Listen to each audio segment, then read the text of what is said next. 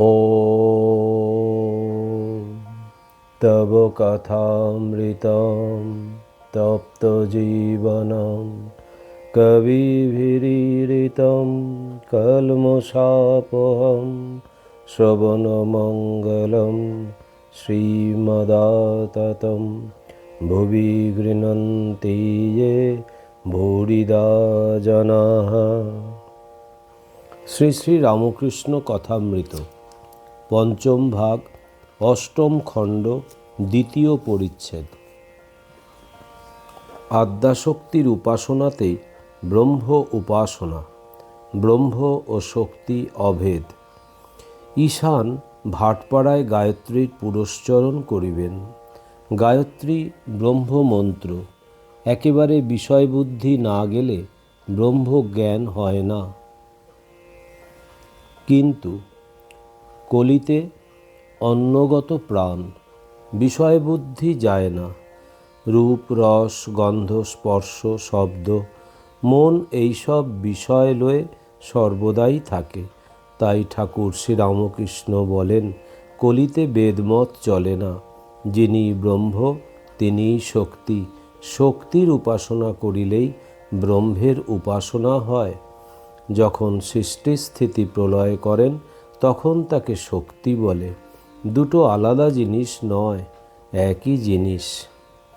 শ্রীরামকৃষ্ণ ঈশানের প্রতি, কেন নেতি নেতি করে বেড়াচ্ছ? ব্রহ্ম সম্বন্ধে কিছুই বলা যায় না, কেবল বলা যায় অস্তি মাত্রম, কেবল রাম।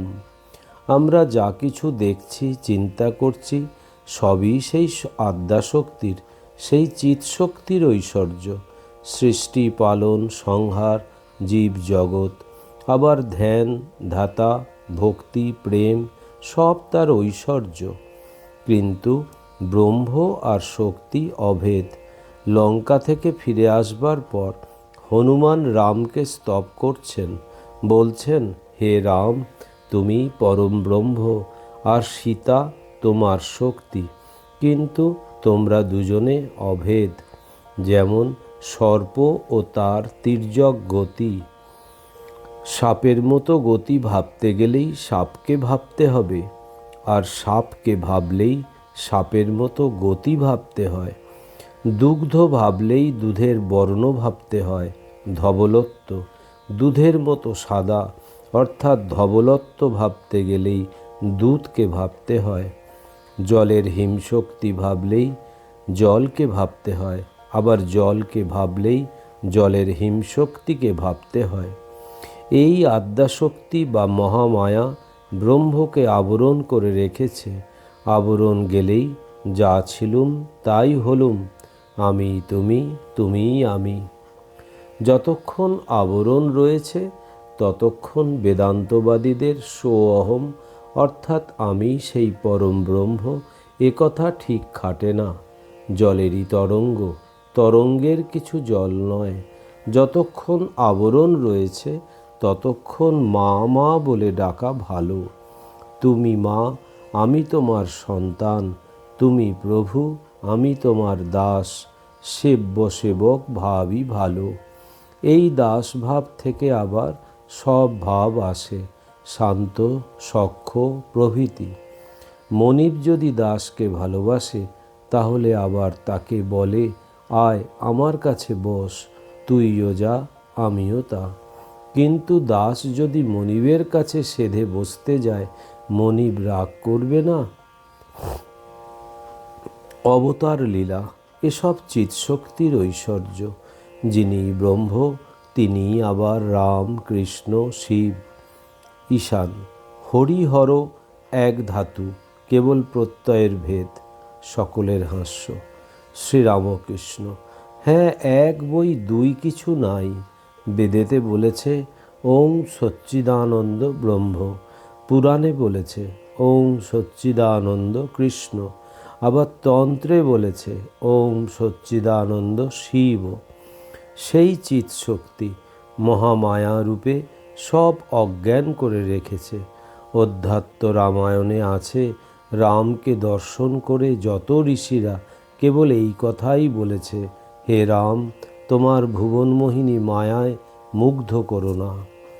ঈশান: এ মায়াটি কি? শ্রীরামকৃষ্ণ: যা কিছু দেখছো, শুনছো, চিন্তা করছো, সবই মায়া। এক কথায় বলতে গেলে কামিনী কাঞ্চনী মায়ার আবরণ। পান খাওয়া, মাছ খাওয়া, তামাক খাওয়া, তেল মাখা, এসব তাতে দোষ নাই। এসব শুধু ত্যাগ করলে কি হবে? কামিনী কাঞ্চন ত্যাগই দরকার, সেই ত্যাগই ত্যাগ। গৃহীরা মাঝে মাঝে নির্জনে গিয়ে সাধন ভজন করে ভক্তি লাভ করে মনে ত্যাগ করবে। সন্ন্যাসীরা বাহিরের ত্যাগ, মনে ত্যাগ দুই করবে। কেশব সেনকে বলেছিলাম, যে ঘরে জলের জ্বালা আর আচার তেঁতুল, সেই ঘরে বিকারী রোগী থাকলে কেমন করে ভালো হয়? মাঝে মাঝে নির্জনে যেতে হয়। একজন ভক্ত: মহাশয়, নববিধান কীরকম? যেন ডাল খিচুড়ির মতো। শ্রীরামকৃষ্ণ: কেউ কেউ বলে আধুনিক, আমি ভাবি ব্রহ্মজ্ঞানীর ঈশ্বর কি আর একটা ঈশ্বর? বলে নববিধান, নূতন বিধান। তা হবে, যেমন 6টা দর্শন আছে স্বরদর্শন, তেমনি আর একটা কিছু হবে। তবে নিরাকারবাদীদের ভুল কি জানো? ভুল এই, তারা বলে তিনি নিরাকার আর সব মত ভুল। আমি জানি তিনি সাকার, নিরাকার দুই, আরও কত কি হতে পারেন। তিনি সবই হতে পারেন। ঈশানের প্রতি: সেই চিৎ শক্তি, সেই মহামায়া চতুর্বিংশতি তত্ত্ব হয়ে রয়েছেন। আমি ধ্যান করেছিলাম, ধ্যান করতে করতে মন চলে গেল রোশকের বাড়ি। রোশকে ম্যাথর, মনকে বললুম, থাক শালা, ওইখানে থাক। মা দেখিয়ে দিলেন ওর বাড়ির লোকজন সব বেড়াচ্ছে খোল মাত্র, ভিতরে সেই এক কুলকুণ্ডলিনী, এক ষটচক্র। সেই আদ্যাশক্তি মেয়ে না পুরুষ? আমি ওদেশে দেখলাম লাহাদের বাড়িতে কালী পূজা হচ্ছে, মার গলায় পইতে দিয়েছে। একজন জিজ্ঞাসা করলে, মার গলায় পইতে কেন? যার বাড়ির ঠাকুর, তাকে সে বললে, ভাই তুই মাকে ঠিক চিনেছিস, কিন্তু আমি কিছু জানি না, মা পুরুষ কি মেয়ে। এই রকম আছে যে সেই মহামায়া শিবকে টপ করে খেয়ে ফেললেন। মার ভিতরে ষটচক্রের জ্ঞান হলে শিব মার উরু দিয়ে বেরিয়ে এলেন, তখন শিব তন্ত্রের সৃষ্টি করলেন। সেই চিৎ শক্তির, সেই মহামায়ার শরণাগত হতে হয়। ঈশান: আপনি কৃপা করুন। শ্রীরামকৃষ্ণ: সরলভাবে বলো, হে ঈশ্বর দেখা দাও, আর কাঁদো, আর বলো, হে ঈশ্বর কামিনী কাঞ্চন থেকে মন তফাত করো। আর ডুব দাও। উপর উপর ভাসলে বা সাঁতার দিলে কি রত্ন পাওয়া যায়? ডুব দিতে হয়। গুরুর কাছে সন্ধান নিতে হয়। একজন বানলিঙ্গ শিব খুঁজতেছিল। কেউ আবার বলে দেয়, অমুক নদীর ধারে যাও, সেখানে একটি গাছ দেখবে, সেই গাছের কাছে একটি ঘূর্ণি জল আছে, সেইখানে ডুব মারতে হবে, তবে বানলিঙ্গ শিব পাওয়া যাবে। তাই গুরুর কাছে সন্ধান জেনে নিতে হয়। ঈশান: আজ্ঞা হ্যাঁ। শ্রীরামকৃষ্ণ: সচ্চিদানন্দই গুরুরূপে আসেন। মানুষ গুরুর কাছে যদি কেউ দীক্ষা লয়, তাকে মানুষ ভাবলে কিছু হবে না, তাকে সাক্ষাৎ ঈশ্বর ভাবতে হয়, তবে তো মন্ত্রে বিশ্বাস হবে। বিশ্বাস হলেই সব হয়ে গেল। শূদ্র একলব্য মাটির দ্রোণ তৈরি করে বানেতে বান শিক্ষা করেছিল। মাটির দ্রোণকে পূজা করত সাক্ষাৎ দ্রোণাচার্য জ্ঞানে, তাইতেই বান শিক্ষায় সিদ্ধ হলো। আর তুমি ব্রাহ্মণ পণ্ডিতদের নিয়ে বেশি মাখামাখি করো না, ওদের চিন্তা 2 পয়সা পাবার জন্য। আমি দেখেছি ব্রাহ্মণ সস্তায়ন করতে এসেছে, চণ্ডীপাঠ কি আরও কিছু পাঠ করছে, তা দেখেছি অর্ধেক পাতা উল্টে যাবে। সকলের হাস্য। নিজের বধের জন্য একটি নরুনেই হয়, পরকে মারতেই ঢাল তরোয়াল শাস্ত্রাদি। নানা শাস্ত্রেরও কিছু প্রয়োজন নাই, যদি বিবেক না থাকে শুধু পাণ্ডিত্যে কিছু হয় না। শট শাস্ত্র পড়লেও কিছু হয় না।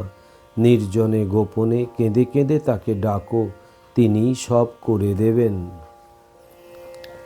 ঈশান ভাটপাড়ায় পুরস্চরণ করিবার জন্য গঙ্গাকূলে আটচালা বাঁধিতেছিলেন। এই কথা ঠাকুর শুনিয়াছেন। শ্রীরামকৃষ্ণ ব্যস্ত হইয়া ঈশানের প্রতি, হ্যাগা ঘর কি তৈয়ার হয়েছে? কি জানো, ওসব কাজ লোকের খপরে যত না আসে ততই ভালো। যারা সত্যগুণী তারা ধ্যান করে মনে কোণে বনে, কখনো মশারির ভিতর ধ্যান করে। হাজরা মহাশয়কে ঈশান মাঝে মাঝে ভাটপাড়ায় লইয়া যান। হাজরা মহাশয় সূচিবায়ের ন্যায় আচার করেন। ঠাকুর শ্রীরামকৃষ্ণ তাহাকে ওরূপ করিতে বারণ করিয়াছিলেন। শ্রীরামকৃষ্ণ ঈশানের প্রতি, আর দেখো বেশি আচার করো না। একজন সাধুর বড় জল তৃষ্ণা পেয়েছে। ভিস্তি জল নিয়ে যাচ্ছিল, সাধুকে জল দিতে চাইলে সাধু বললে, তোমার ডোল চামড়ার মোশক, কি পরিষ্কার। ভিস্তি বললে, মহারাজ আমার ডোল খুব পরিষ্কার, কিন্তু তোমার ডোলের ভিতর মলমূত্র অনেক রকম ময়লা আছে। তাই বলছি আমার ডোল থেকে জল খাও, এতে দোষ হবে না। তোমার ডোল অর্থাৎ তোমার দেহে, তোমার পেটে, আর তার নামে বিশ্বাস করো, তাহলে আর তীর্থাদিরও প্রয়োজন হবে না। এই বলিয়া ঠাকুর ভাবে বিভোর হইয়া গান গাইতেছেন। গয়া গঙ্গা প্রভাসাদি কাশী কাঞ্চিকে বাঁচায়, কালী কালী কালী বলে অজপা যদি ফুরায়। ত্রিসন্ধ্যা যে বলে কালী, পূজা সন্ধ্যা সে কি চায়। সন্ধ্যা তার সন্ধানে ফেরে, কভু সন্ধি নাহি পায়। দয়াব্রত দান আদি আর কিছু নাহি মনে লয়, মদনেরই যাগযজ্ঞ ব্রহ্মময়ীর রাঙা পায়। কালী নামের এত গুণ কে বা জানতে পারে তাই, দেবাদিদেব মহাদেব যার পঞ্চমুখে গুণ গায়। ঈশান সব শুনিয়া চুপ করিয়া আছেন। শ্রীরামকৃষ্ণ ঈশানের প্রতি, আর কিছু খোঁচমোচ সন্দেহ থাকে জিজ্ঞাসা করো। ঈশান, আজ্ঞা যা বলছিলেন বিশ্বাস। শ্রীরামকৃষ্ণ, ঠিক বিশ্বাসের দ্বারাই তাকে লাভ করা যায়, আর সব বিশ্বাস করলে আরও শীঘ্র হয়। গাভী যদি বেছে বেছে খায় তাহলে দুধ কম দেয়, সব রকম গাছ খেলে সে হুড়হুড় করে দুধ দেয়। রাজকৃষ্ণ বাণুজ্যের ছেলে গল্প করেছিল যে একজনের প্রতি আদেশ হলো, দেখো এই ভেড়াতেই তোর ইষ্ট দেখিস। সে তাই বিশ্বাস করলে সর্বভূতে যে তিনিই আছেন। গুরু ভক্তকে বলে দিয়েছিলেন যে রামই ঘট ঘট মে লেটা। ভক্তের অমনি বিশ্বাস। যখন একটা কুকুর রুটি মুখে করে পালাচ্ছে, তখন ভক্ত ঘিয়ের ভাঁড় হাতে করে পিছু পিছু দৌড়াচ্ছে আর বলছে, রাম একটু দাঁড়াও, রুটিতে ঘি মাখানো হয় নাই। আচ্ছা, কৃষ্ণ কিশোরের কি বিশ্বাস, বলতো ওং কৃষ্ণ ওং রাম। এই মন্ত্র উচ্চারণ করলে কোটি সন্ধ্যার ফল হয়। আবার আমাকে কৃষ্ণ কিশোর চুপি চুপি বলতো, বলো না কারুকে, আমার সন্ধ্যা টন্ধা ভালো লাগে না। আমারও ওই রকম হয়। মা দেখিয়ে দেন যে তিনি সব হয়ে রয়েছেন। বাহ্যের পর ঝাউতলা থেকে আসছি, পঞ্চবটির দিকে দেখি সঙ্গে একটি কুকুর আসছে।